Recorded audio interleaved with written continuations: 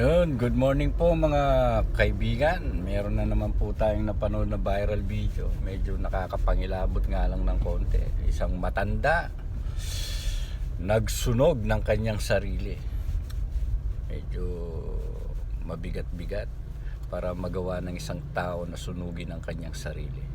Napakahirap po sa kalooban. Hindi natin alam kung ano ang kanyang pinagdadaanan o ano man ang kanyang pinagdaanan para magawa niya sa kanyang sarili na sunugin niya. Napakarami naman paraan para gawin yon, pero ang pinili niya yung pinakamasakit sa lahat, yung sunugin ang iyong sarili. Alam naman natin kahit ang parusa ng Diyos ay pagsunog sa mga kaluluwa, at ang pinakamasakit na ginawa ng taong ito, yun nga, yung sunugin niya ang kanyang sarili at i-video pa. Mga kaibigan, alam niyo po mga kaibigan, marami tayong pinagdadaanan sa buhay. Marami tayong mga nararanasan. Kung minsan hindi na natin alam kung ano yung ating dapat gawin para makalagpas sa mga problema natin dito sa mundo. Pero gayunpaman, sana ay wag tayong dumating sa puntong kagaya ng ginawa nung nasa viral video, no? Sinunog niya ang kanyang sarili. Nag-suicide siya. Sana hindi tayo dumating sa ganung punto. Dahil alam po ninyo, ang buhay ay mahalaga kaysa sa ano pa mang bagay. Napakahalaga ng buhay kasi isa lang ang buhay natin, at ang buhay na yan ay hindi natin pwedeng kunin sa ating sarili, sapagkat yan po ay pinagkaloob ng Diyos sa atin. Yan po ay hiram lamang. Hindi natin pwedeng kuwanin sa ating sarili, kundi yun lamang pong nagpahiram sa atin. Yun lamang po ang pwedeng kumuha ng ating buhay, mga kaibigan. Tandaan po ninyo, ano man ang pinagdadaanan natin, ipagkatiwala natin yan sa kataas-taasang Diyos, sa ating sinasamba. Ibigay natin ang lahat ng ating pasanin upang hindi na po tayo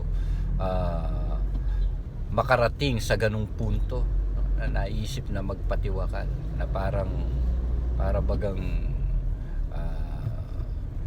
wala ng pag-asa sa iyo. Alam po ninyo mga kaibigan, ang mga ganitong sitwasyon ay sa ganung sitwasyon, kung naiisip mo na ikaw ay magpakamatay,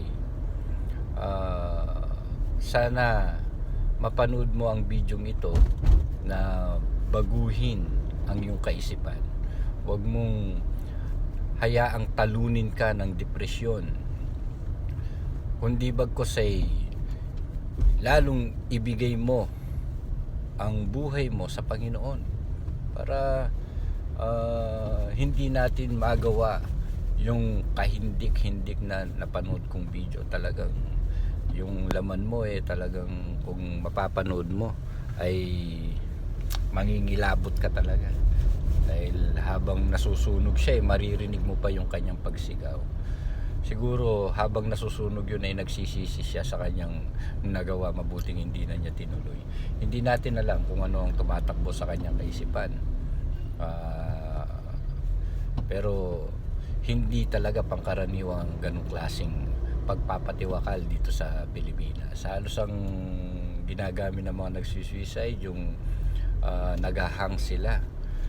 Pero ito talaga, sinunog niya ang kanyang sarili at maririnig mo ang kanyang paghiyaw.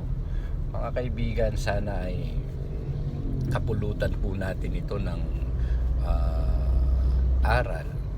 Ang aking mga sinabi, bigyan po natin ng oras ang Panginoon, bigyan natin ng panahon ang para sa Diyos, para kung dumating tayo sa mga ganyang sitwasyon ay hindi po natin magawa yung pagpapatiwakal. I-surrender natin ang buhay natin sa Panginoon. Yun lamang po. Sana po ay nakatulong po sa inyo ang video ito, at paki-like na rin at paki-subscribe po. Maraming salamat po.